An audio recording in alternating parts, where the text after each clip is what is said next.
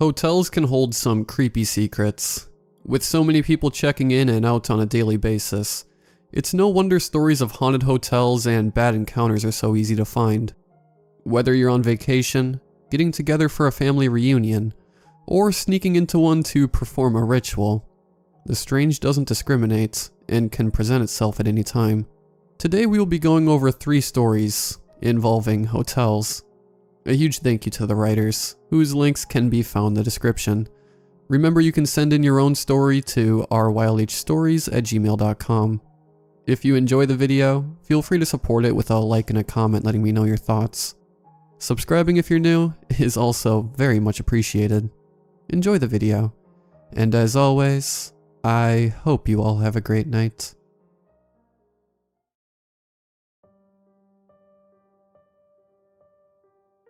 A silhouette of a woman appears on the balcony.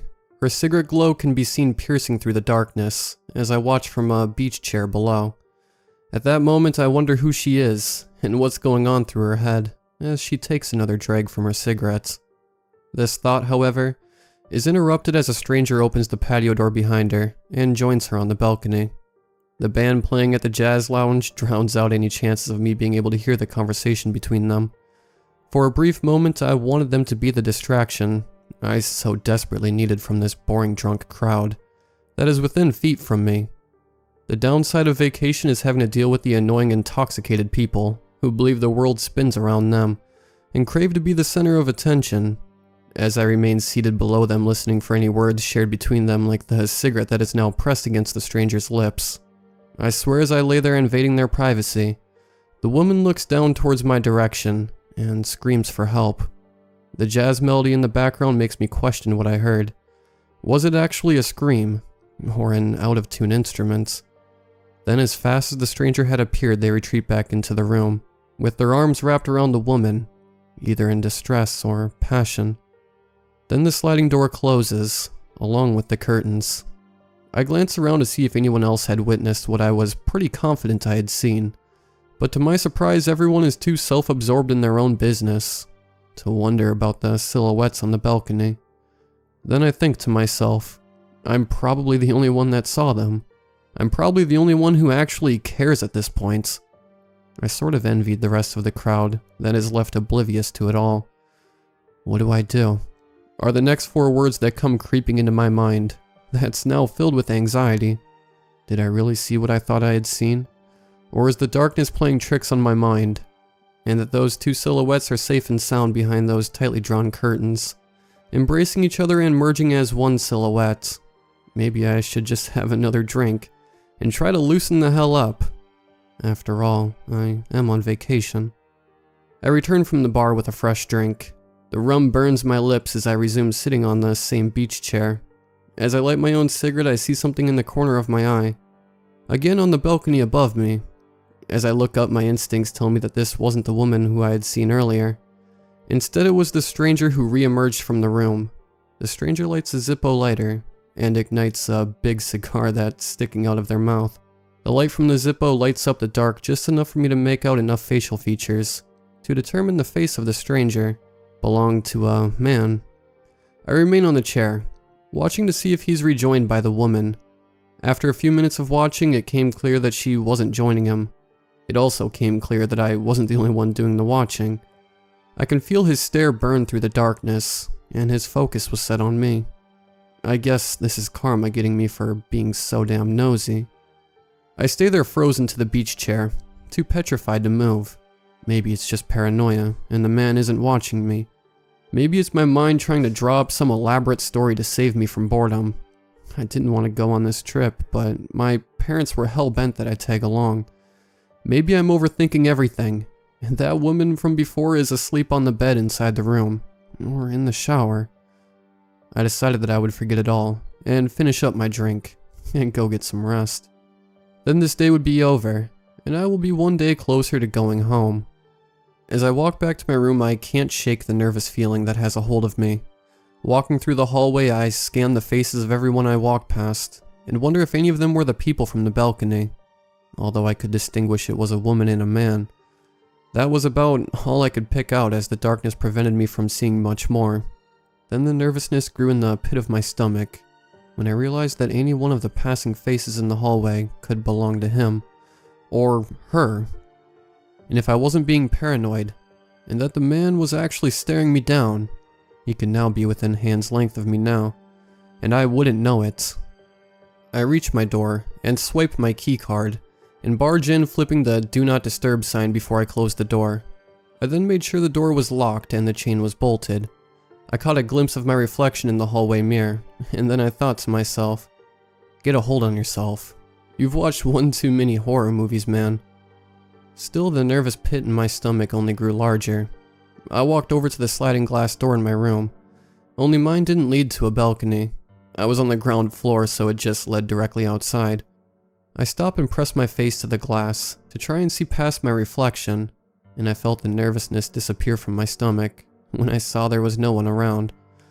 I did, however, lock the sliding door. I would have done that regardless. I switched on the TV to provide the room with some background noise as I poured myself another rum to calm my nerves. I then turned on the shower and let it run for a few minutes.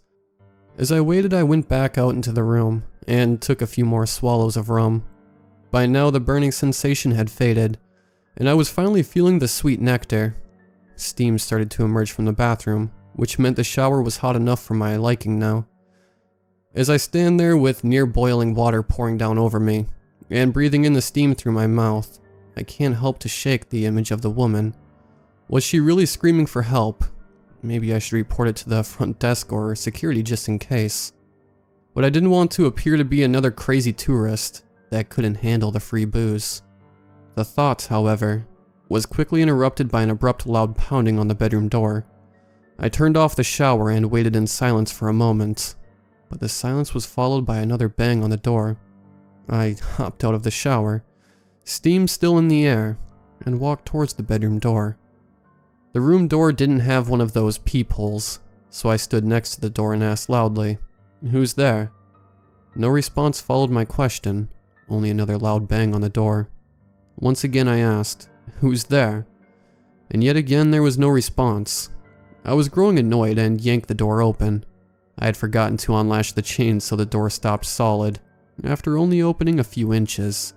The door did open up far enough for me to see that there was no one standing there. I closed the door just enough to unlatch the chain, and then open it back up. I stuck my head out the door, and looked both ways, and there wasn't anyone in the hallway. At this point I was starting to think that I was going crazy, but then I heard the knock again. However, it wasn't at the door. It was on my bedroom wall, and the knock was coming from the room next door. I slammed the door shut and made sure the chain was secure and in place again. I went over to the room phone and called the front desk. When I reached them, I complained to them that there was someone in the room next to me pounding hard on the wall. The clerk laughed and said, "I guess your neighbors are having fun." In which I replied it wasn't the two people messing around sound. It was someone hitting the wall hard with their fist, or something else. The clerk then took me more serious, and told me that they'd send security to check it out. A short while later I could hear security knocking on the room next door. I couldn't hear anything though, because the voices were muffled through the walls. About a minute after, there was a knock at my door. When I opened up, it was a security guard that worked for the hotel, and he introduced himself and told me he was there to investigate the commotion in the room next door. Before I could ask him anything, he looked at me straight in the face and asked me if I was sure I heard something. I told him yes, and that there was no way to mistake what I had heard. His face changed from the concerned look to the pissed off look, and told me that there's no one in the room next to me. And then he added that I probably just heard the water pipes, or someone walking in the hallway. For the sake of not sounding totally crazy, I just shook my head and agreed with him. Then apologized for the inconvenience. I closed the door for what I hoped to be the last time for that night, and went back to watching the TV to distract me from this entire evening. Just as the movie finally grabbed my focus, it was soon broken by another bang, this time on the bedroom door. I muted the TV and walked towards the door once again, as I had done several times that night. This time I unlatched the chain quickly, so that whoever was there didn't have time to hide away. To be honest, I was growing tired of this. As I flung open the door, my two parents were standing there. They asked me where did I go. They had seen me go to the bar last and didn't return. I told them I got tired and didn't want to ruin their night, so I snuck back to my room to grab a shower and head to bed. I wanted so badly to tell them what I had seen, but now I was so convinced with the entire situation that an undeniable doubt had formed. I reassured them that everything was okay, and that I would meet them in the morning for breakfast. My mother gave me a hug and they walked down the hallway to their room. I stood there watching until I was certain they were in their room. I then turned off the TV and put my sneakers back on and headed once again for the bar. This time as I sipped on my drink, I didn't return to the beach chair that I had previously laid on earlier that night. I just sat at a bar stool that had a perfect view of the balcony from a different angle. I sat there smoking my cigarettes, gazing at the balcony in hopes that the woman was there, so that my mind could be set at ease. But she wasn't. A man pulled up a stool next to me and ordered a drink. At first I didn't pay much attention to him, but in the corner of my eye, I could tell he was paying attention to me. Lovely night, the man said as he placed his drink on the coaster next to my own. I just looked at him and gave him a slight nod to acknowledge his comment. I didn't want to interact with him, so I anticipated that would end the conversation. I can't help but notice that you've been hanging out here all alone tonight. Is there anyone with you? This comment struck me hard and sent shivers through my body.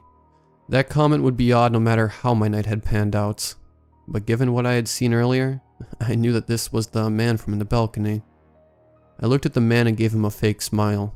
I told him that my parents were around here somewhere, and that I was just sitting here enjoying the music. A grin crept across his face at the sound of my words. The conversation ended there, and so did my drink. I casually got up from the bar stool and headed back to my room. I looked over my shoulder a few times to make sure I wasn't being followed. I knew now that I wasn't being paranoid. Once I got back to my room, I closed the door and locked it swiftly. As I turned around to go to my bed, I noticed that my patio door was open, and on my nightstand was a note that read, "You saw nothing. Keep your mouth shut." I stood there for a moment frozen and contemplating my next move. The man knew which room was mine, so I no longer felt safe, and I knew no tiny chain could stop him from getting me. My instincts took over, and before I knew it, I was back in the hallway making my way towards my parents' room. When I finally reached room 144, I knocked fast and hard, making sure that my parents heard me immediately. When my father opened the door, he sensed the panic on my face, and without hesitation, hauled me into the room. By now, my mom was awake with the lights turned on in the room, and both of them looked at me puzzled. They asked me what was wrong, and before I knew it, I was telling them everything. Once I was done, I could tell by the looks on their faces that they doubted my story, but before I could let them speak, I took the note out of my pocket and showed it to them. Then without question, my father was on the phone calling security to the room. Security took their sweet time getting to the room, and when they did, my parents repeated everything to them that I had just told them. My father wanted to deal with it because he said that I had gone through enough for one night. At first, the security officer didn't seem to take it seriously, and I could tell he was growing adjusted. Then, to put us at ease, he told us he would go check it out. I was now beyond tired, but I was hell-bent on fighting sleep. I needed answers. A short while later, there came knocks on the bedroom door. When we opened this time, we saw the security officer was back, along with local authorities. I told them everything again. I was getting frustrated and sick of telling them over and over because I didn't want to have to relive it every time. This time when I was done speaking, the lead officer told me that I need to try my best to remember everything about the man at the bar. I asked him why, in which he told me that he is now a person of interest in a crime scene. When the morning came, the balcony above the beach chair was tapped off with yellow caution tape, and from below I could see forensic units dusting for fingerprints and taking photos. The officer had told me the night before that when security arrived at the room, no one was there, but the blood on the floor and sliding glass door was enough evidence to determine that someone was murdered there, but there was nobody. All the woman's personal items were left in the room, including her passports. I had learned from one of the hotel workers that day that she was a solo traveler. She was recently divorced and came here to get a break from everything. By noon, the local media was reporting the case, and soon later it was rumored that there was a warrant out for the woman's ex-husband. He had arrived in the country the previous day, and authorities now wanted to speak with him because he was a person of interest. I was unable to identify him though, because when the detective showed me his passport photo, I told him that I didn't get a good look at him the night before, and that I wasn't sure if it was him or not. The worst part came later that evening though, because by then it became a double homicide. The police finally checked the room next to mine that I had reported the loud banging from, and once they were inside they found 2 bodies inside the room. The first one was the woman from the balcony. The second one belonged to the woman's ex-husband. The police ruled that they were both murdered, and they suspected that the loud banging I had heard that night was the sound of the ex-husband being murdered. To this day their killer hasn't been caught, and there have been several other unsolved murders at resorts in the same area. The detective on this case did tell me that I was lucky that I didn't become another victim. The cameras in the bar area got an image of the guy who was sitting next to me at the bar that night, and even though you can't see his face in the picture, you can pick out a tattoo on his arm. This ruled out the possibility of it being the ex-husband, because he didn't have any tattoos, and the detective is certain it was their killer.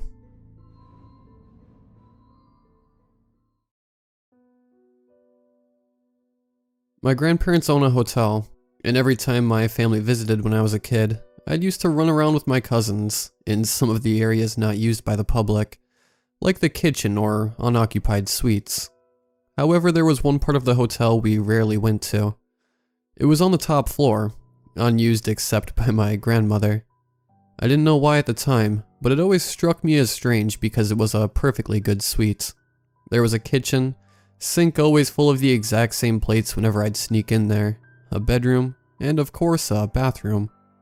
More than any place in the hotel, that was where we weren't allowed. Nobody ever told us why, so being kids, me and my cousins often took it as a challenge to go up there, only for our parents to chase us down and drag us back downstairs. That all changed when I found a man on the toilet one day. I was about 7 at the time, giggling as I explored the unused suite. It was dark and dusty, but the daylight outside provided good lighting all on its own. Good thing, as the electricity in that suite didn't work either. It was when I entered the kitchen that I happened to glance at the open bathroom door, and saw him, the man. He was dressed in funny clothes, a top hat, and suit that looked really old, and his skin was slightly grayish. The moment I saw him, I felt a chill go down my spine. I couldn't move, rooted to the spot as I stared at this man. Then I realized he was looking at me. His eyes were pitch black orbs, without a trace of color. It perfectly matched the handlebar mustache on his lip, one that I thought was vaguely familiar, but couldn't remember where I had seen it. Neither of us moved for a long time. He just sat on the toilet watching me, and I stared right back at him, and I couldn't help wondering where he had come from. Was he a guest who booked out the suite? And why were his eyes pitch black? It was almost like they were... I screamed, because now I knew why his eyes were pitch black. He didn't even have any eyes to begin with. My dad came running up the stairs. I only knew he was there when he grabbed me under his arms and began dragging me away. "Stay," the man with no eyes said, his lips unmoving. "Stay." My dad made sure I didn't, leaving the man sitting on the toilet, alone, watching. Dad left me in the back office with one of the employees while he went back to get my grandmother. Crying and sobbing, I started messing with the security camera display screen, just trying to find something interesting to get my mind off what I had seen. When I changed it to the image of several spiderwebs over the lens, hiding a dark room. I was about to change to another camera when I saw the spiderwebs move, almost like something was blowing in them. I blinked, at first thinking this was one of the cameras for outside, but I'd already checked those. Then I saw something come out of the darkness, close enough to completely envelop the lens. It was a pair of grayish lips with a handlebar mustache. Without thinking, I grabbed the screen and hurled it with all my strength at the wall, breaking it. At that moment, my grandmother came in, Dad trailing behind. She banned me from the hotel for over a year. I wasn't even allowed to come to family gatherings. Not that I minded. I didn't want to go back and see that man again. After a time, I rarely went to the hotel. Even after my grandmother lifted the ban, she assured me that she'd replaced the monitor for the security cameras and wanted me back. But no matter how much she begged, I didn't want to. It took some convincing for me to even go to family events. I thought that was it for me, and the man with no eyes. That I'd never see him again, and it was over. I never did hear about him from any of my family, especially my grandmother, until I went to high school and learned of the hotel's sordid history. Over 100 years ago, several young women had gone missing while staying at the hotel. Police investigating found nothing, and people just assumed the women had run off, until a worker at the hotel found their bodies, pickled in barrels in the top floor suite. The owner was charged with murder and hanged. Rumor goes that when he died, ravens came and pecked out his eyes. I never did any research into the rumors, for fear I'd see his face again, but I was not so lucky. It was the day my great-grandfather on my dad's side died that I saw the man with no eyes again. I was sorting through some of his junk, pictures and memorabilia from his childhood. One picture in particular caught my eye. It was of my great-grandfather when he was a little boy. I was stunned to see how much he looked like me when I was a kid. People often told me that, but I never believed it until I saw it for myself. The woman on his right was someone I didn't know, but I guess she was his mother. Then I saw my thumb was covering the man on his left. I moved it, and what I saw made me burn the picture and swear off ever looking into my family tree.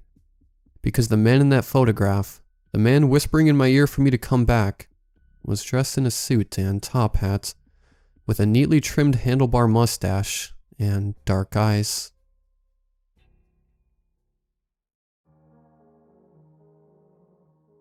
Listen, if you've ever combed the internet for silly little scary games, such as Cat Scratch and Bloody Mary, I hope you don't come across the elevator game and attempt to play. Ever since I was a child, I'd always been fixated with elevators. They were a fun contraption to jump around in, and I always was excited to take a ride in one of those mysterious stainless steel contraptions. But a couple days ago, my friends and I were combing the internet and came across a website that detailed a new game called the Elevator Game. Immediately my interest was piqued, and I began to read farther as my friends became more enthralled, considering I have told my friends about my fascination with elevators. Our dark room was illuminated by the bright monitor's brilliant display. The Elevator Game? That's probably some crappy Snapchat challenge that some middle schoolers came up with. My friend Arthur was always a skeptic, but I understand, considering most of these challenges were dribble anyway.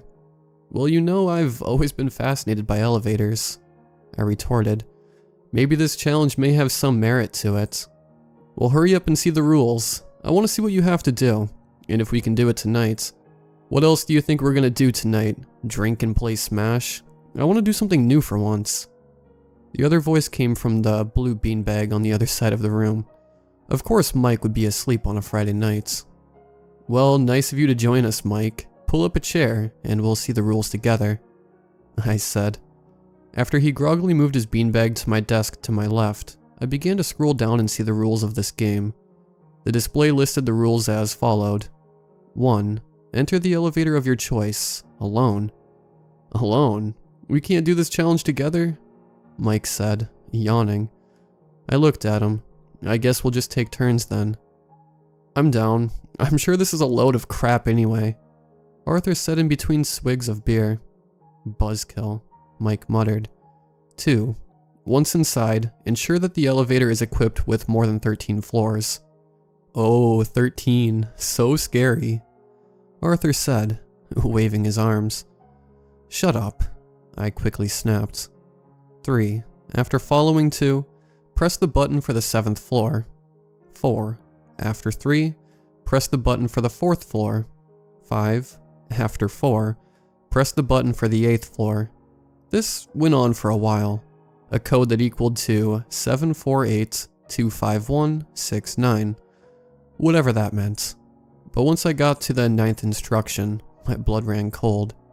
9. When the woman enters the elevator, do not talk to her. A woman? What? Mike was audibly unnerved, and his anxiety was quickly spreading to Arthur and I. It's just trying to be scary. but I gotta say I'm intrigued. If this got Arthur's attention, then this challenge must be pretty interesting. 10. Once the doors open, you have entered the other world. Wait, what? That was all Mike could let out. We were all silent for about 30 seconds, then Arthur spoke. Let's do it. There's the Marriott down the street. Thing's got like 30 floors. Isn't it like midnight? You sure you want to go? We got class in like 2 days. I was pretty freaked out, and I was just trying to get out of this situation.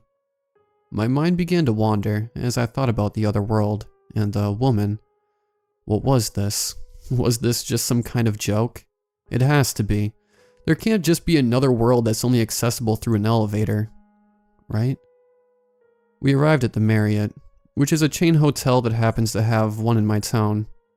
It was a towering building that pierced the thick nighttime clouds. Of course, it had to look as scary as possible, but I pressed on with Arthur and Mike. As we entered through the carousel into the lobby, I immediately had that gut feeling that something wasn't right. The lobby didn't have a soul in it, save for us. The TV was playing some movie, but the concierge was nowhere to be found, probably in the back, taking a break.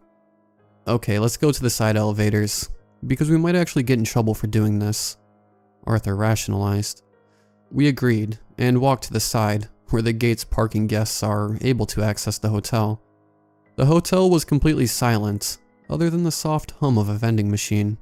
We climbed the hallway until we found a lone, stainless steel elevator. It was pretty nice, considering in every horror movie the elevator is usually a decrepit, out-of-order hunk of junk. So who's going in first? I asked. You're the one that even found this elevator thing in the first place, Mike said. He had a point. I was the elevator enthusiast. I should go first. I walked to the button and pressed it, illuminating the little upwards arrow that was plastered across it. The elevator beeped, like it was waiting for me. I walked in. See you in hell, guys, I remarked to the guys as they nervously waved me goodbye. As I enter, I see 35 buttons. Perfect. Step 1 complete. I reach into my pocket and grab the paper that I wrote the code on. I inputted 748251168. At the final button press, the elevator began to move. My heart began to race, because it was working. The elevator rang, and the display read 6. It stopped, and the doors opened. My heart dropped, because what I saw before me was a woman. She was dressed in pure white, with a red hat that only accentuated the brilliance of her outfit. I couldn't see her face, due to the veil around her face that almost seemed opaque. Her hair was jet black, which was a contrast to her white outfit. She slowly walked in, the only sound being the clacking of her heels as she entered. I was about to say hello, out of instinct, but my mind flashed back to the rules of the game. 9. When the woman enters the elevator, do not talk to her. My blood ran cold, and I looked away from her. Hey. Her voice was as smooth as silk. Excuse me? I need your help. It was getting increasingly difficult to look away from her, and the fear I felt inside was damn near unbearable. Please, at least say something. I looked at her, and didn't say a word. Help me, she said. The elevator stopped. The display read 8. That meant that the ride was complete, and I quickly exited the doors as they opened. It was just another hallway, same as all the others inside the Marriott. What other world was the challenge talking about? As I looked back at the elevator, I saw the woman remove her veil, and I couldn't fathom what I saw. She didn't have any eyes. Not like her eyes were caved out or anything like that, but there was just skin where her eyes should be. I was paralyzed in fear as I saw the elevator doors closed, and I remembered the last instruction. 10. Once the doors open, you have entered the other world. I began to walk through the hallway, wondering what was so different about this new world that I have walked upon. As I walked through the empty hallway, I had a realization that stopped me dead in my tracks. I didn't have a way back. I sprinted back to the elevator and frantically clicked on the button to go back down. The doors opened as I got increasingly woozy. The nausea was becoming unbearable, as I wasn't able to move. The doors opened, and I dragged myself in feeling increasingly weaker. I pressed the first floor button, and collapsed on the floor. The elevator opened, and I crawled out into the lobby. Mike and Arthur were there waiting for me. "Hey, where have you been? It's been like 2 hours," Mike said, but it didn't sound like him. "Are you okay, Mike? You don't sound like yourself." "I'm good." His normally baritone voice sounded pitch shifted up, and it had an uncanny sound I couldn't shake. The streets were completely empty as we drove back, and almost no lights were on save for the street lights. It was pitch black outside, and we drove in silence. As we arrived to the dorm, I couldn't shake the feeling that I didn't belong here. I wasn't in my own world. I'm not sure what to do, because there were no instructions to escape the other world. How could I be so stupid? I knew this place would be good to put this as a warning sign, and a call for help. Arthur and Mike have not been the same since I came back from the elevator. If anyone can help me with my own predicament, please. I want to return to my own world, and I feel like my innards are being torn apart. I don't feel real. I don't belong. Hey everyone, I just wanted to let everyone know that I made it safely back to my world. Or what seems like it. But what I saw will resonate with me for the rest of my life. Before I detail what happened, I'd like to thank you all for giving me insight in my time of need. Even if you people are otherworldly beings, but nonetheless, thank you for your help. Sorry for this post to be unable to be uploaded in a timely manner, but I'm still pretty messed up in terms of time, due to my time in the other world. Other than that, I thank you all for helping me in this time of need. As I nervously scrolled through the many suggestions, I saw most of you tell me to try to look up the rules of this game. That's where I got to the bottom of this entire debacle. Beforehand, I want to apologize for not giving all the details of my feelings and thoughts when I was participating in the game. When I detailed my initial adventure into the other world, I was near hysterical, and was only trying to give the least amount of context so I can get help faster. Now that I'm back, or at least I think I'm back, I will give every detail of the unfathomable experience I had on my return trip to our world. On the subject of Mike and Arthur, I intend to detail the experience with them as well. Let's get started, shall we? When I was in the other world, watching the elevator doors close, my sense of panic instantly flared throughout my body. It didn't feel instinctual like it should. The scariest thing that I noticed about the other world is that the hallway I walked through, on floor 8, was like any other hallway. Despite the usual whirring of the vending and ice machines that were next to me being completely silent.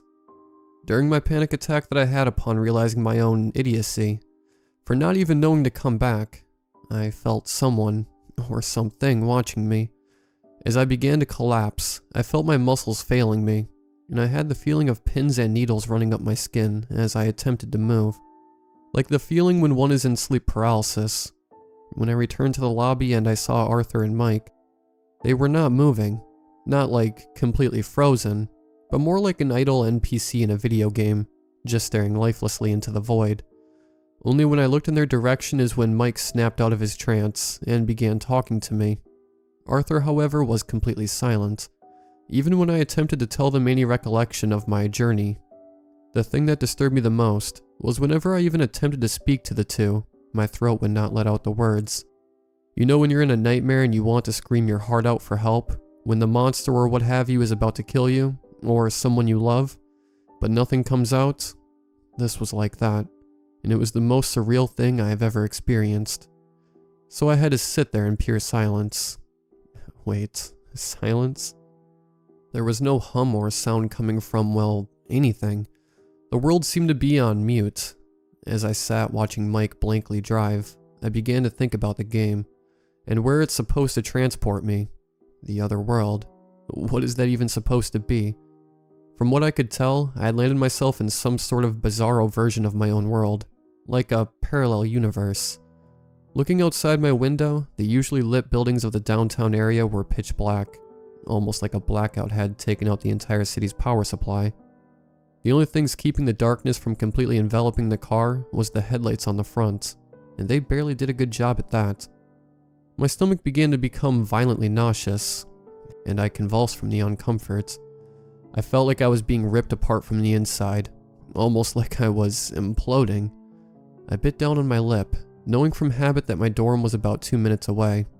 Thinking about it, how did I get inside this car? Why am I inside this car? Wasn't I inside the hotel lobby? My mind thought back to speaking to Mike, when he had snapped out of his NPC-like trance. As he walked up to me, I saw him, but he didn't look like him. His usual short and stocky stature had seemed elongated, and his normally baritone voice seemed like it was pitch-shifted by a program. He looked out of focus, like his shape wasn't a shape that could fit my normal human perception. It was distorted in a way that made him seem otherworldly, like the third dimension would not allow him to convert from wherever the hell he's from. When we began to talk, I just somehow popped into the car watching the two drive in silence.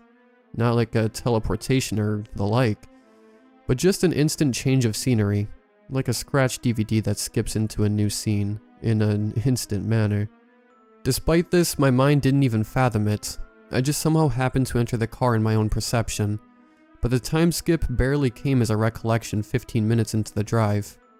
Wait, had it really been 15 minutes? I pulled out my phone and looked at the time. What came staring back shocked me. I was staring at my empty palm. There was no phone in my pocket, nor was there one inside of the car. As I shifted my eyes to the clock on the dashboard, I was met with Arthur's empty face. There were no features on it. No beard, nose, eyes, mouth, cheeks. Hell, not even hair. He was just an empty, smooth face. Despite no eyes or the like, I was still completely paralyzed with fear. He looked directly at me, made a gesture that resembled a phone, and slowly shook his head. I began to type into the search bars ways to communicate with people about paranormal events and such, and all signs pointed to here. I wiped sweat off my brow as I began typing up my post for some help. Why am I here? What the hell? I was still in the car. How am I sitting here in my dorm? All I remembered was Arthur's face, or lack thereof. As I sat down, trying not to break down, I looked at the post, and it had read posted 8 hours ago. 8 hours? I had just posted it. My sense of place was being completely compromised as I stared at the fan on the ceiling. I looked at the comments about 5 minutes later in pure silence. The comments that were on the board were completely rational solutions to escape. Hell, some even sent links to rule guides. As I clicked on it, my mind became ablaze with pain, as Arthur's skinless face was the only thing in my vision. I screamed as pain enveloped my body, and just like that, I was back sitting at my desk as if time itself was being manipulated. I looked at the rest of the comments, and saw that even I had made some myself. Maybe in a trance or whatever had happened, I was subconsciously typing. Despite this, I had my answers. I had entered the code to the elevator wrong. It was 748-25169, and I had entered 8 instead of the 9 at the end of the combination. I began to think this was the case, and it made sense that a mess up like this could send me to whatever this place is. I also saw others give me advice to plug the code in backwards, and do the same game backwards to revert myself back from this place. That was the only hope I had. The only hope for escaping whatever this was. In an instant, the hotel lobby was staring directly at me. It's almost like whatever was watching me or leading me along wanted me to come back to the hotel. Maybe it saw me as an intruder, and was just trying to lead me back to my home, or had more sinister reasons for my instant return. The lobby had that telltale silence, and I knew I had to return. The paper in my hand had the original code, and it written inverted as well. This was my only shot. I knew I needed to take it, or risk staying in this reality forever. I walked up to the elevator, and pressed the button to go up. As the doors opened and I walked in, I saw Arthur's face out of the corner of my eye watching. The doors closed, and I was met with the claustrophobic silence of the elevator. I began to enter the code backwards, ensuring I put it right this time, 961-52847. Right then the elevator began to move, and right on cue when the floor hit 6, The woman in red and white entered the contraption. My blood ran cold as she stared at me through her opaque veil. "Hey, can you help me?" Her voice was as silky as ever, but I steeled myself and knew to not listen. She asked once more, "Help me." In that instant, she looked at me dead in the eyes with her skinless face, being its own entity. She rushed over to me in what seemed like an instant and began to claw at me. My fight or flight kicked in and knew I had no choice but to fight. She screamed as she clawed at my desperate arms, cutting them open various times. Pain erupted in my arms as blood began to drop at an alarming rate. I knew I didn't have much time if I were to falter now.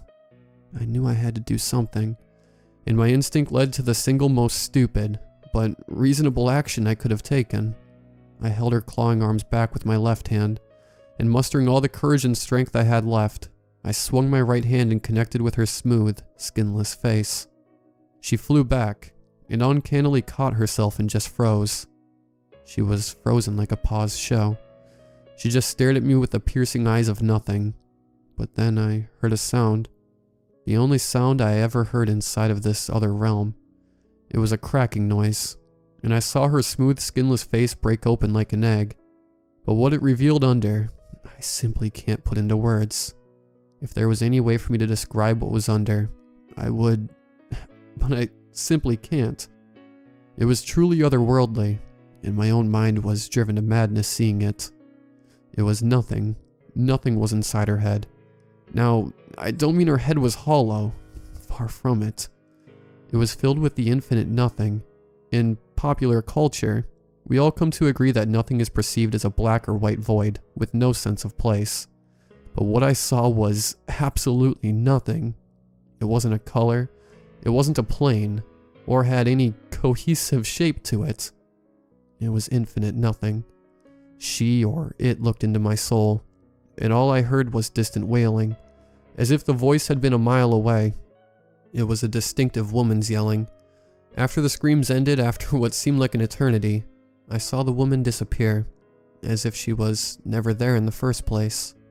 I sat down, trying to understand all that had happened, but couldn't fathom what happened for the life of me.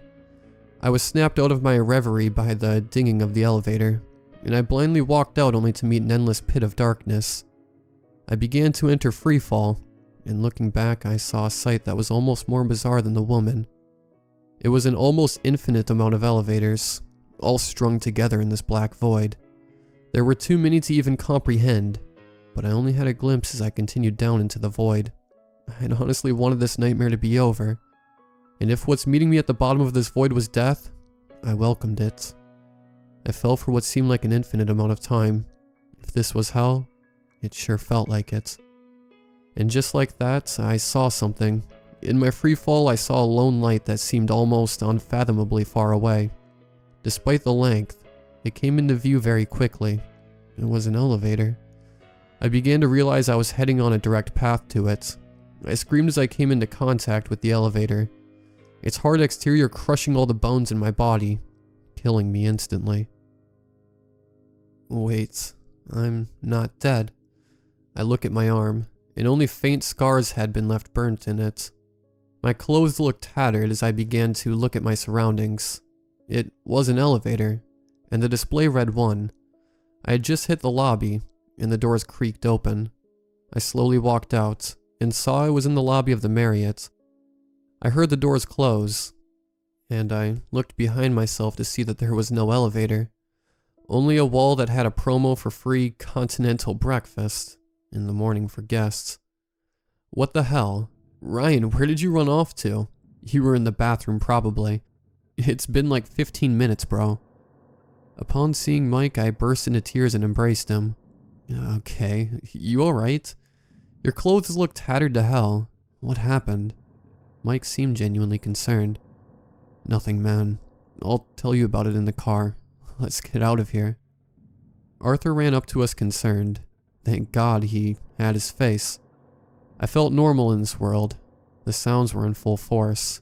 The hum of the AC, whir of the vending machine. It all came together like a glorious crescendo of noise. I was back. We drove home as I attempted to explain what had just occurred. Sorry to say, man, but I think you had a bad acid trip or something. Mike was pretty skeptical, which was out of character for him. I for one believe you. You think elevators are gateways to other worlds?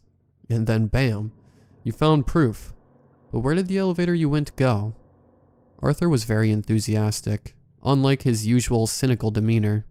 I'm pretty sure you had an energy drink or something from the lobby as I had my adventure. The two went home about 30 minutes ago, and I'm left to my own. All I want to say is thank you. From this world and the other world. Thank you for helping me come back to my reality, or at least something close to it. I still think to that elevator, and the infinite amount of elevators I had found in that void. Was this all a bad dream?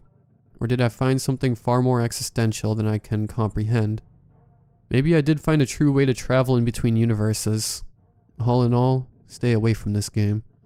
My frantic self telling you the rules in my previous post? Disregard that. Just heed my story as a warning to all. Don't play the elevator game, because you may be trapped somewhere you can't fathom, or find something you may not want to find. But if you are stupid enough to do it, heed the rules, and be safe. I still see Arthur's featureless face in the corner of my eye, watching me, giving me silent judgment for my decision to cross over. Maybe this is my curse, to have this thing to watch my every move, almost as a guardian angel of sorts, or something more sinister. I don't really care what, as long as I'm inside my world. Despite this, I gotta go. I need to get some sleep after all of this.